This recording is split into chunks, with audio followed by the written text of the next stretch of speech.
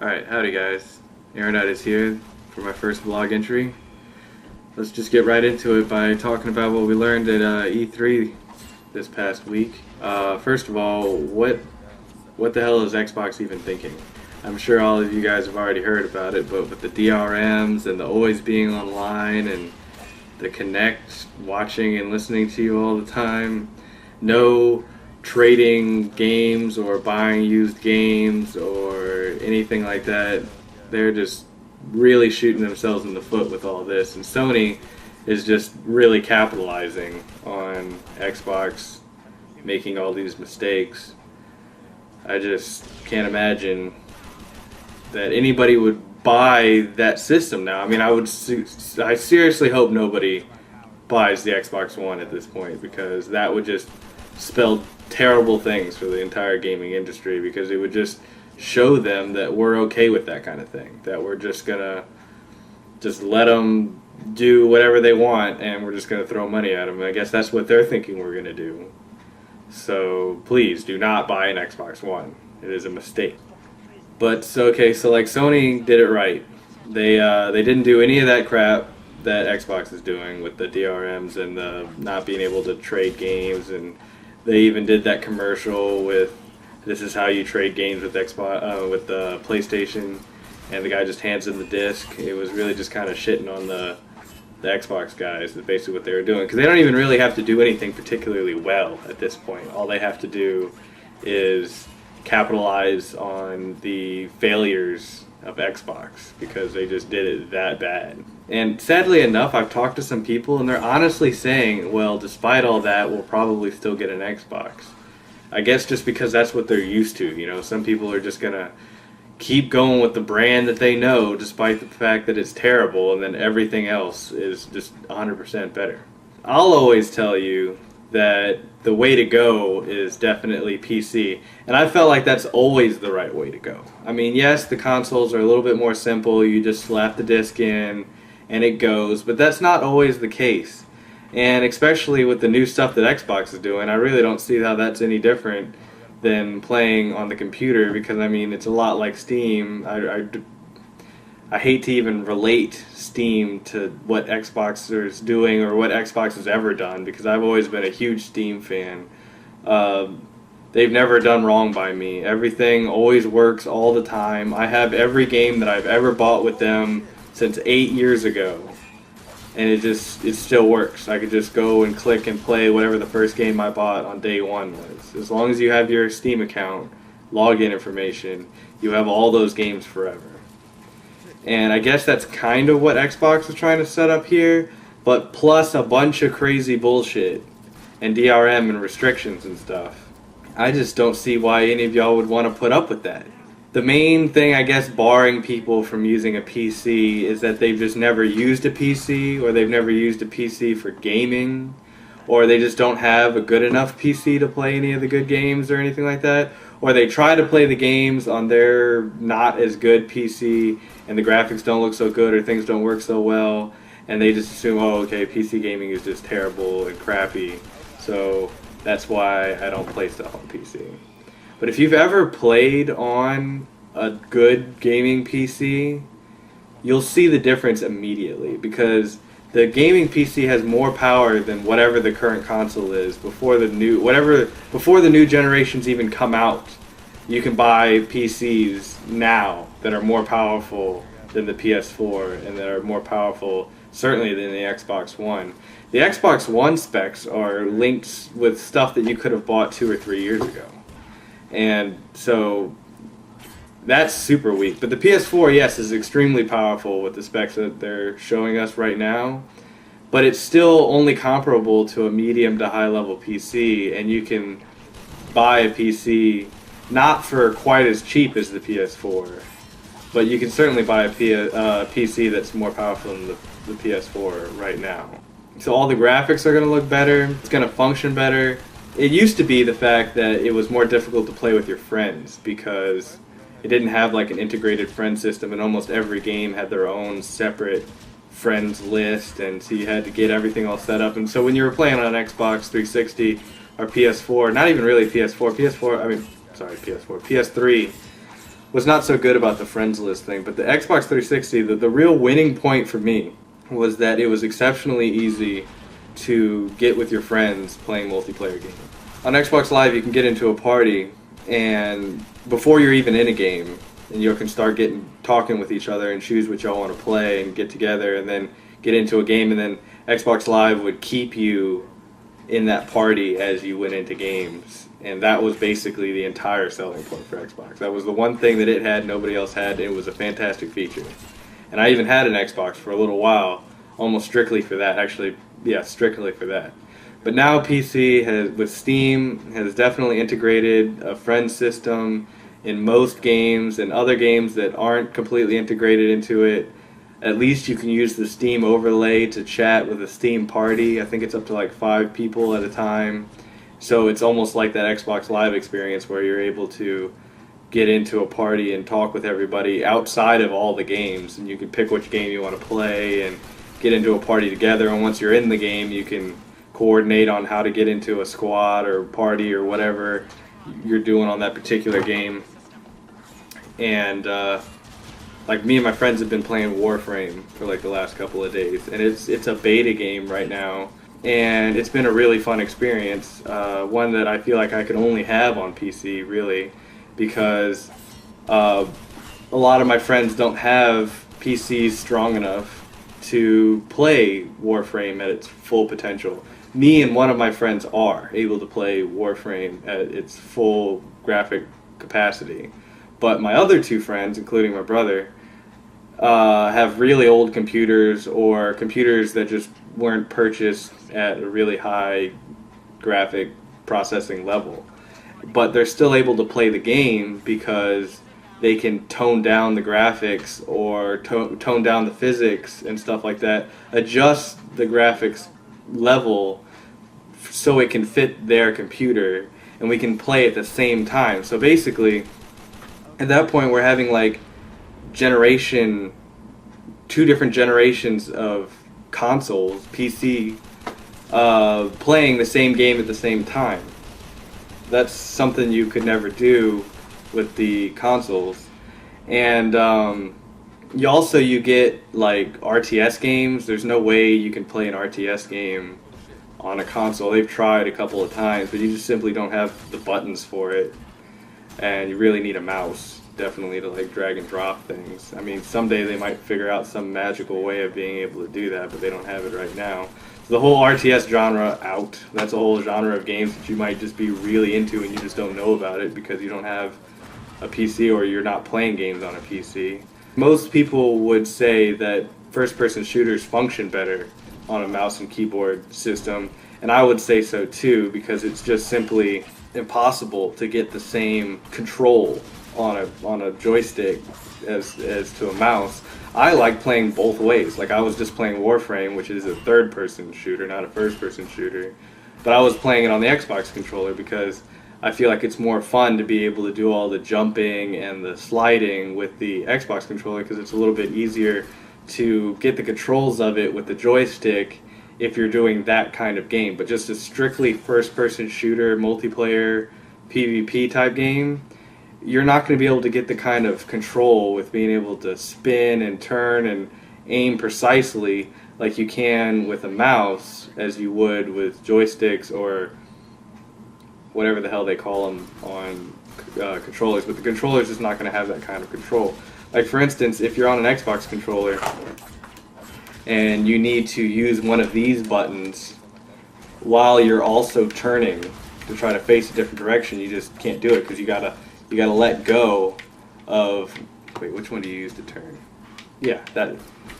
When you go to try to turn, so if you need to like turn and throw a grenade or something like that, you gotta turn and then let go of the turning and then throw it. Whereas on a PC, I mean, you can just simply turn with the mouse simultaneously, like while you're doing whatever else you're doing. So I mean, you got a better control scheme.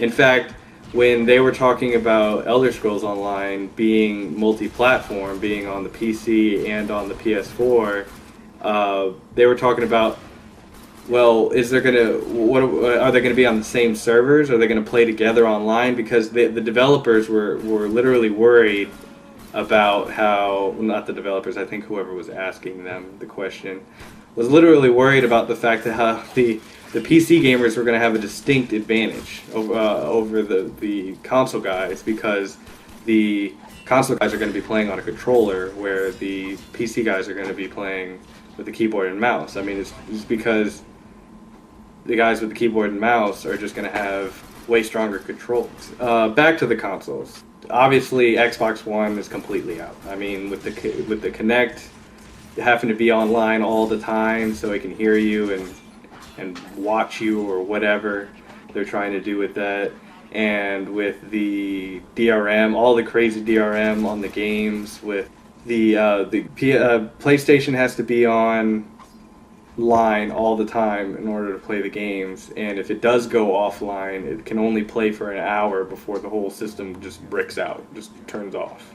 You have to check in at least every 24 hours online in order for your system not just to completely brick out entirely. You can't trade the games with your friends, but you can if your friends have been on your friends list for 30 days, and you can only do it once. And then that game is theirs. It doesn't go back. It can't come back to you. It can't go from them to another person. That is the end of it. That's the end of its user swapping days. That game is with them forever now. So basically, you just don't own any of your games anymore. That's right out. Which actually brings me to another big point. I read somewhere that somebody put it together. I hadn't even put it together in my head. That Windows basically says if you have your Xbox Live account banned for whatever reason, you have also forfeit all of your licenses for all of your games. Correct me if I'm wrong, but that is crazy, because basically that means is if you get your Xbox Live account banned for whatever reason, you can't go online, your Xbox is not only bricked, but you don't own any of those games anymore. So I've also heard situations on Xbox 360 where people have been banned falsely from Xbox Live by an automated system simply because there was no human involved. The automated system got confused into thinking the person was doing something wrong and got banned. So there's a situation there where you can legitimately purchase all these games despite the fact that you don't actually technically own them, but you paid money so you can use these games. And then you can be accidentally falsely banned by Xbox Live automated banning system or whatever, and now can't ever play any of those games again. You just threw that money in the trash can. All that money. All the games that you bought don't belong to you anymore. I mean, this is just completely outrageous.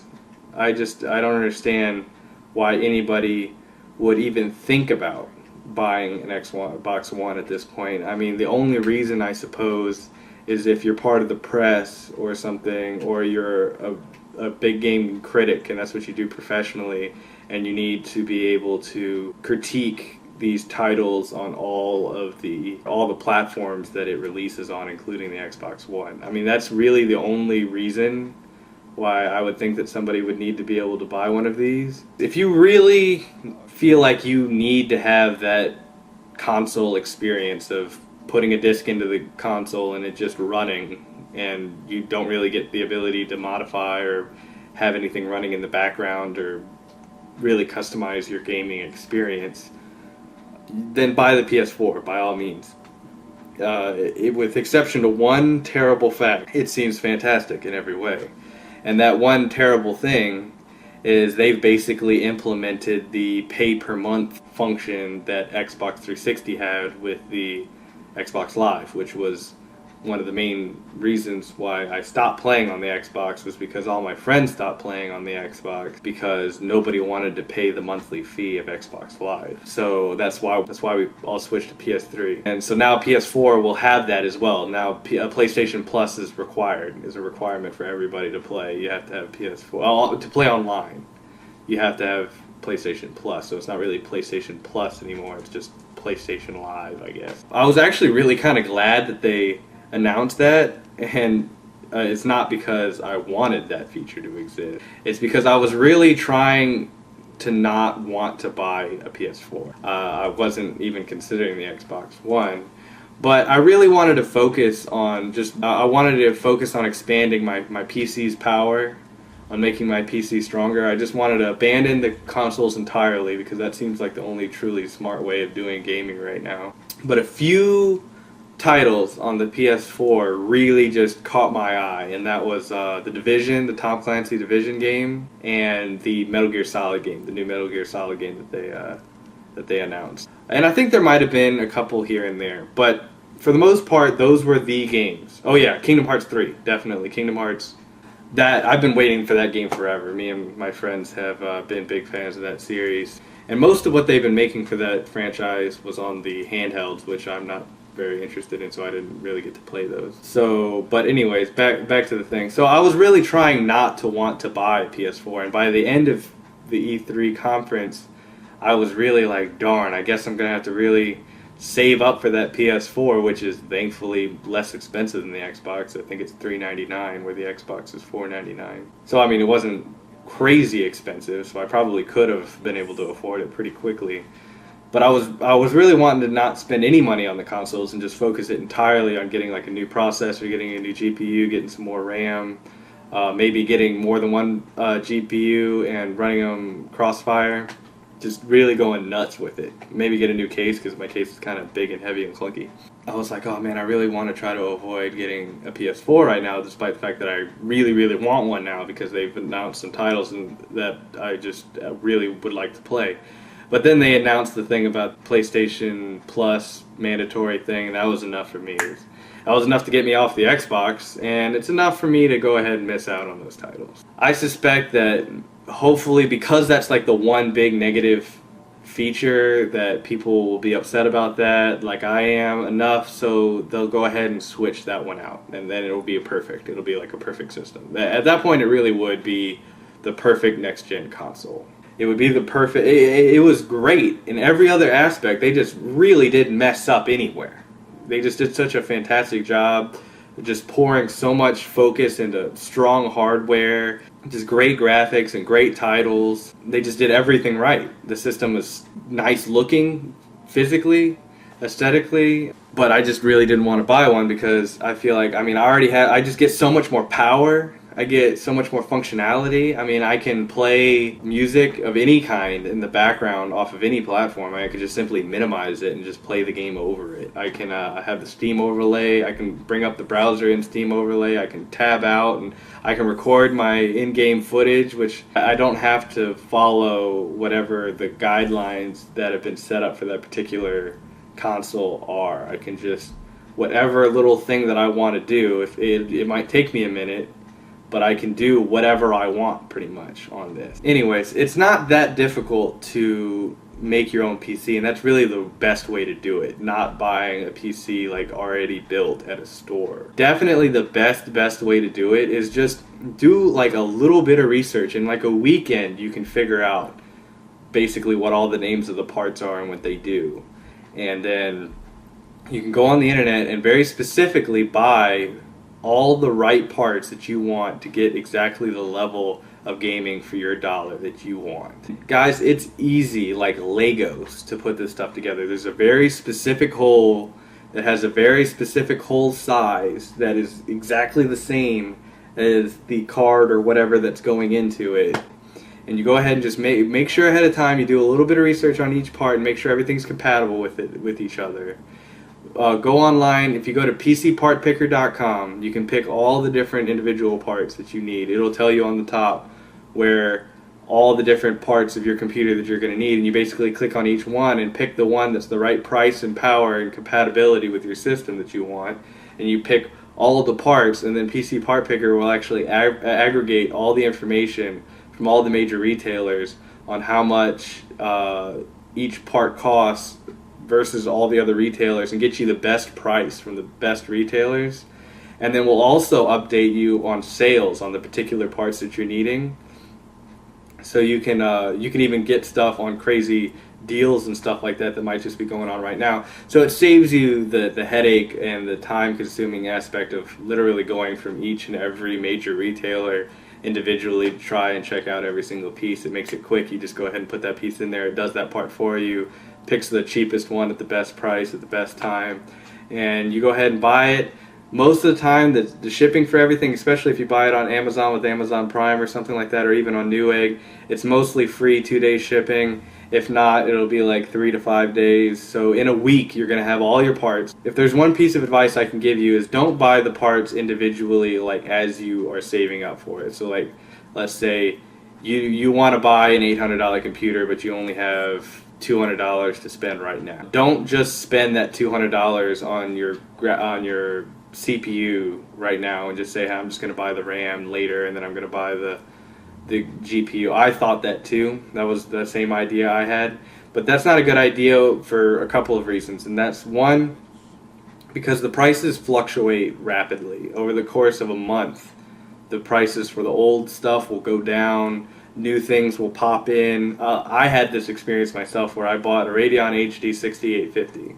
And like the weekend that I bought it, the Radeon HD 7850 came out for exactly the same price. So like, I can't remember what it was, but let's just say that the 6850 was $200.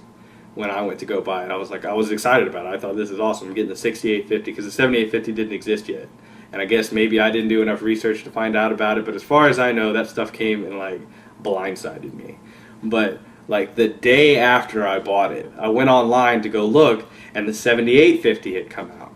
And it was now $200, and the 6850 was now like $150 or something like that. It had gotten bumped down. So I could have, for the same price, got a whole 1,000 tier level over what I got of GPU, and I was very upset about it. And it was because I was buying the pieces modularly like that. I was buying like each individual piece. If I had just waited until I can buy the entire package, then I would have been able to buy the 7850 instead of the 6850 when it came out for the same price.